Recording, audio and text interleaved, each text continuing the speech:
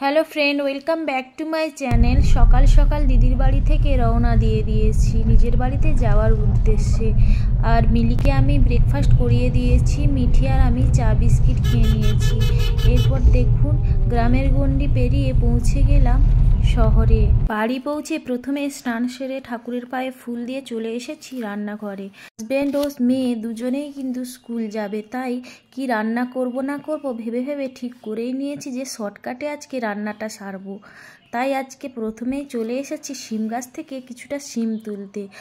আর আপনাদের তো বলাই হয়নি, মা বাবা কয়েকদিনের জন্য ভাইজাগ গিয়েছিলেন বেড়াতে। আজ দুটোর মধ্যেই হয়তো বাবা মা চলে আসবেন। আর এখন আমাদের চারজনের জন্যই রান্না করব, কারণ যেহেতু একটু দেরি করে ওনারা আসবেন, এখন থেকে রান্না করলে তো সব কিছু ঠান্ডা হয়ে যাবে। আর বাবা মা খুব একটা ঠান্ডা খাবার খেতে পছন্দ করে না, তাই এখন চারজনের জন্য রান্না করে নেবো। বাবা মার জন্য একটু দেরি করে ভাতটা চাপিয়ে দেব। আর দেখতে দেখতে দেখুন এই কটাই সিম তুললাম, কারণ চারজনের জন্য এই কটা সিমই সাফিসিয়েন্ট, বেশি তুলবো না। আর অনেক সিম হয়ে আছে, কিন্তু এত টাইম নেই এখন তোলার। আমার সব সবজিপাতি কাটাও হয়ে গেছে। আজকে করব ভেজ ডাল, আলু, শিম, বেগুন সেদ্ধ মাখা। আর তার জন্য কটা বড়ি ভেজে নিয়েছি, কারণ বড়ি দিলে না খেতে সেদ্ধ মাখাটা ভালো লাগে। আর এদিকে ডাল বানিয়ে ফেলেছি, ভেজ ডাল। সবার জন্যই এটা বানিয়েছি, বাবা মার জন্যও বানিয়েছি।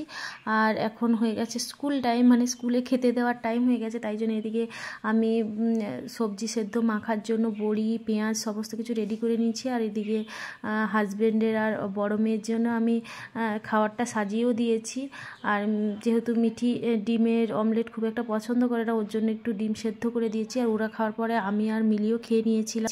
বাবা মা ফোন করে বললো একটু মাছের টক খাবে, তাই জন্য ফ্রিজ থেকে একটু শোল মাছ ছিল, ওটা বের করে নিয়েছি টক রান্না করার জন্য। আর এই লেবুটা দেখুন, এটা আমাদের গাছেরই টক লেবু। আর এদিকে দেখতে দেখতে দেখুন আমার মাছের টকও বানানো হয়ে গেছে বাবা মার জন্য। আর আমি না মিলিকে এই শীতের দিনে দেখছি মিলি একটু ঠান্ডা জল খেতে চায় না, সমস্ত বাচ্চারাই ঠান্ডা জল খেতে চায় না, তাই ওদেরকে গরম জল না খাইয়ে আমি এই রকম পেতলের বোতল ইউজ করি ওদের জন্য। তো পেতলের বোতলে জল নিয়ে এসেছি, ছাদে দিয়ে দিলে রোদের মধ্যে একটু হালকা গরম, মানে গরম নয় ঠিক, যখন রুম টেম্পারেচারের মতো আসে তখন আমি নিয়ে চলে যাই। এতে করে না, এভাবে বাচ্চাদেরকে যদি আপনারা জল খাওয়ান, এতে করে কিন্তু পেট গরম হওয়ার সম্ভাবনাটা থাকে না। নর্মালি রোদ্রের জলে যদি স্নানও করান, ওটাও কিন্তু খুব হেলদি হয়। তাই জন্য আমি এটা ছাদে দিয়ে দিই, দিয়ে আপনাদেরকে গাছগুলো দেখাচ্ছি। আর আমি নিজেও দেখবো, অনেক দিন মন ছটফট করছিল আশা থেকেই, যে অনেক দিন দেখা হয়নি, কখন দেখবো গাছগুলো। চলুন দেখা যাক।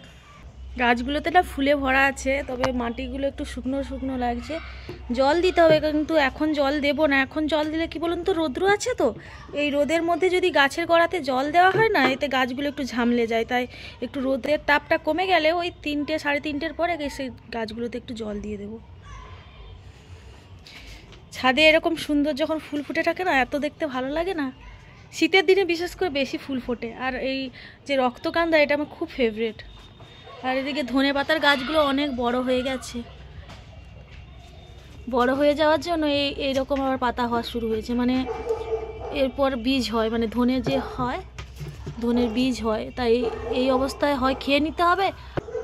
আর এই বেগুনের গাছটা আবার বলছিলাম না কদিন আগে যে কেমন সাদা সাদা পোকা হয়ে গেছে, কিন্তু দেখুন বেগুনের গাছটা পুরো মারাই গেল, এখনও সম্পূর্ণ মারা যায়নি, কেমন ঝামলে গেছে, বাঁচবে না গাছটা। আর এখানে আবার একটা ছোট বেগুন, সে আবার বেঁকে গেছে, মানে একটা গাছ ভালো আছে আর একটা গাছেরই এরকম হয়ে গেছে। কি হয়েছে মাম্মা? শাকের গাছগুলো অনেক ছোট ছোট আছে, এগুলো মোটামুটি তোলার মতো হয়ে গেছে। যদি ডাল পালং খাওয়া হয়, তার জন্য এরকম নরম নরম শাকই খুব ভালো লাগে খেতে। মেথি শাকগুলো অনেকটাই বড় বড় হয়ে গেছে, তবে না এখন খাওয়ার মতো হয়নি। এগুলো অনেকটাই বড় হয়ে গেছে, এই দেখুন, কিন্তু না এখনও বড় হবে, আর একটু বড় হলে তুলে রান্না করব।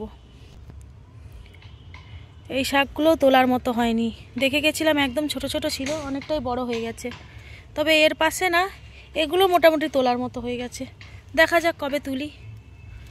আর এখানে দেখুন একটা পেঁয়াজের গাছ লাগানো আছে, কি সুন্দর লাগছে দেখতে, ফুল ফুটে আছে। আর এই গাছেই না কয়েকটা বেগুন কদিন আগে না হনুমান খেয়ে চলে গেছে। কদিন আগে একটা ভিডিও পোস্ট করেছিলাম যেখানে হনুমান সিম খেয়ে গেছে, কয়েকটা বেগুন, তো এই গাছ থেকেই অনেকগুলো বেগুন খেয়ে চলে গেছে। আর এদিকে তো প্রচুর ফুল ফুটে আছে। আসলে না যখন সকালবেলা রোজ সকালে উঠে পুজোর জন্য ফুল তুলতে আসি তখন মনে হয় ফুলগুলো তুলবো না, এত ভালো লাগে তুলতে, ভীষণ কষ্ট লাগে এত সুন্দর সুন্দর ফুল গাছ থেকে তুলতে। কিন্তু যখন না আবার ঠাকুরের পায়ে দিয়ে দিই তখন না খুব ভালো লাগে যে নিজেদের গাছের ফুল ঠাকুরের পায়ে যখন দিই এত সুন্দর লাগে ঠাকুরকে দেখতে, মানে এত সুন্দর লাগে না তখন ঠাকুরের পায়ে ফুলগুলো দেখতে, ভীষণ ভালো লাগে। আজকে না বেশ হাওয়া দিচ্ছে তাই জন্য গাছগুলো দেখুন অটোমেটিকলি কি সুন্দর দুলছে। এখানে না কিছু মূলো শাকের বীজ বুনেছিল, ছোট ছোট গাছ বেরোচ্ছে। আর এই একটা প্লাস্টিকের টবের মধ্যে একটা লাউ গাছও লাগানো আছে, টমেটো গাছ বসিয়েছে।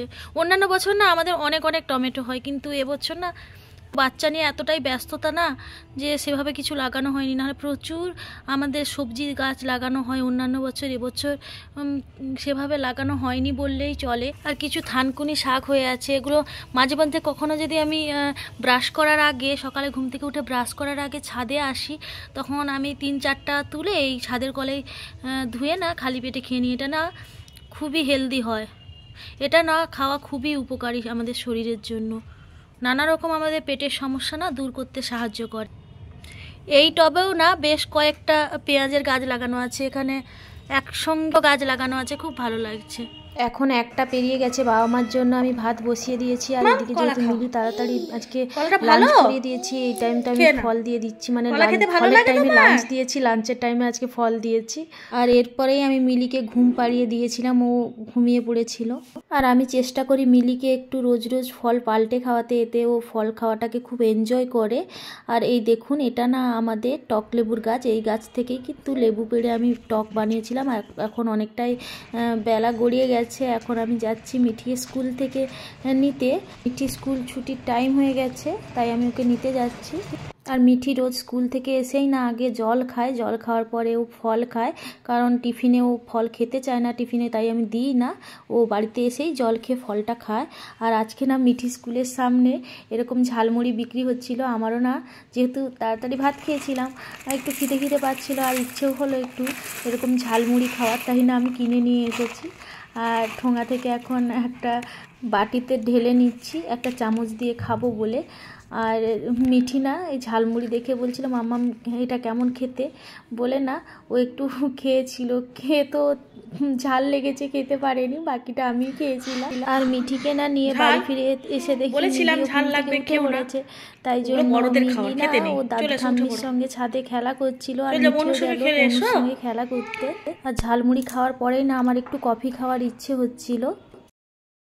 এখন না নিজের জন্য 1 কাপ কফি বানিয়ে নেব, তাই প্রথমে একটু কফির গুঁড়ো দিয়ে দিই। যেহেতু কোনো ট্রাইপডে ক্যামেরা ফিট করিনি, হাতেই ক্যামেরাটা ধরেছিলাম আর এক হাতে কফির কাপে দুধ ঢালছিলাম, তাই একটু দুধ পড়ে গেছিলো। আর আমার এরকম নোংরা জায়গা পছন্দ নয়, তাই আমি আগে সঙ্গে সঙ্গে পরিষ্কার করে তারপরে আবার কফিটাকে চামচ দিয়ে কফিটা মিশিয়ে নিচ্ছিলাম। আর এদিকে মিলিরও খিদে পেয়ে গেছে, তো ওর জন্য একটু কর্নফ্লেক্স বানিয়ে নিয়েছি।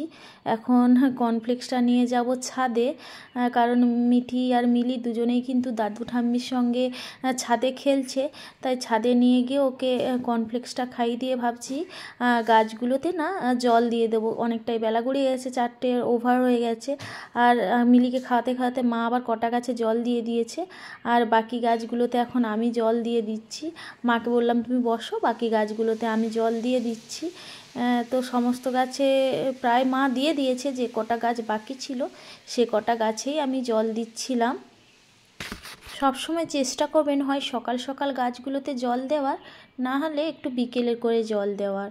আসলে আমাদের তো সকালে খুবই ব্যস্ততা থাকে, 2টো বাচ্চাকে নিয়ে, তারপরে ওদেরকে ঘুম থেকে তোলা, ব্রাশ করানো, ওদের ব্রেকফাস্ট করানো, তারপরে স্কুলের জন্য টিফিন রেডি করা, স্কুল টাইমের মধ্যে মানে রান্নাবান্না করা, যেহেতু দুজনেই বাবা মেয়ে দুজনেই স্কুল যায়, স্কুল টাইমের মধ্যেই আমাদেরকে লাঞ্চ রেডি করতে হয়। আর এখন একটু ধনে পাতা তুলে নেব রাতে রান্নার জন্য। আমি তো আপনারা তো অনেকেই জানেন যে অল্প অল্পই সবজি বা ধনেপাতা রোজের রোজ তুলেই আমি রান্না করি। আজকে না রাতে হবে রুটি আর আলু বিনসের সবজি, আর মিলির জন্য ভেজ খিচুড়ি বানাবো। তাই জন্য আমি সমস্ত মশলাপাতি সবজি সমস্ত কিছু কেটে নিয়েছি। আর মিলির জন্য বানাবো ভেজ খিচুড়ি, তাই জন্য গোবিন্দভোগ চাল আর মুসুরির ডাল আমি ভালোভাবে ধুয়ে নিয়েছি। আর এদিকে নানা রকম বিনস, মটরশুঁটি, তারপরে গাজর, মিষ্টি কুমড়ো, আলু সমস্ত কিছু কেটে নিয়েছি মিলির খিচুড়ির জন্য। ওকে আমি চেষ্টা করি যতটা চাল ডাল তার থেকেও বেশি সবজি দিয়ে খিচুড়িটা বানানোর। এখন আমি বিনস আলুর সবজি বানাবো, তাই জন্য কড়াইতে সর্ষের তেল দিয়ে প্রথমে বিনসগুলো দিয়ে একটু ভালো করে ভাজা ভাজা করে নেবো, খুব বেশি নয়, হালকা করে ফ্রাই করে নেবো। এতে বিনসের যে একটা সবুজ গন্ধ থাকে ওটা চলে যাবে। আর হালকা ভাজা ভাজা হয়ে গেলে তারপরে আলুটা দিয়ে আবারও একটু ভাজা ভাজা করে নেব। ভাজা ভাজা করে নেওয়ার পরে মাঝখানটা একটু ফাঁকা করে দিয়ে দেবো 1 চামচ মতো গোটা জিরে ফোড়ন, দিয়ে আগে থেকে বেটে রাখা আদা, রসুন, টমেটো একসঙ্গে, পেঁয়াজ আমি একসঙ্গে বেটেছিলাম, আর দিয়েছিলাম ধনের গুঁড়ো, জিরের গুঁড়ো, লঙ্কার গুঁড়ো, হলুদের গুঁড়ো, আর দিয়েছিলাম লবণ। সমস্ত কিছু দিয়ে ভালো মতো মশলাটা কষিয়ে নিয়ে দিয়ে দেব পরিমাণ মতো জলটা দেওয়ার পরে ভালোভাবে নাড়াচাড়া করে একটা ঢাকনা দিয়ে ঢেকে সবজিগুলো সেদ্ধ করে নেব। সবজিগুলো যখন সেদ্ধ হয়ে যাবে তখন না এর মধ্যে দিয়ে দেব সামান্য পরিমাণ একটু গরম মশলার গুঁড়ো, আর দেব সামান্য পরিমাণ একটু চিনিটা অপশনাল, আপনারা চাইলে নাও দিতে পারেন। আর দিয়ে দেব ধনেপাতা কুচি। শীতের দিনে যাই রান্না করা হোক না কেন তাতে যদি একটু ফ্রেশ ধনেপাতা ইউজ করা যায় রান্নার স্বাদ যেন বহুগুণ বেড়ে যায়। যারা আমার সঙ্গে এই সহমত অবশ্যই কমেন্ট করে জানাবে। আলু বিনসের সবজি রেডি হয়ে গেছে, আর এদিকে আমি প্রেশার কুকারে মিলির জন্য খিচুড়ি বানিয়ে নিয়েছি। আলু বিনসের সবজি আমাদের বাড়িতে সবাই রুটির সঙ্গে খেতে খুবই ভালোবাসে। আর এদিকে না মাস্টারমশাই আবার একটু মিক্সড ভেজ এনেছিল বাইরে থেকে, মিঠি মিক্সড ভেজ খেতে খুবই ভালোবাসে। আর ও আজকে রুটি বা পরোটা খেতে চাইছিল না, তাই আজকে ওকে একটু ভাত দিয়ে দিয়েছি। আর মিঠির ভাত খেতে খেতে আমি ব্লগটা এখানেই এন্ড করছি। দেখা হচ্ছে আগামী একটি নতুন ভিডিওর সঙ্গে, ততক্ষণের জন্য অবশ্যই সবাই ভালো থাকবেন।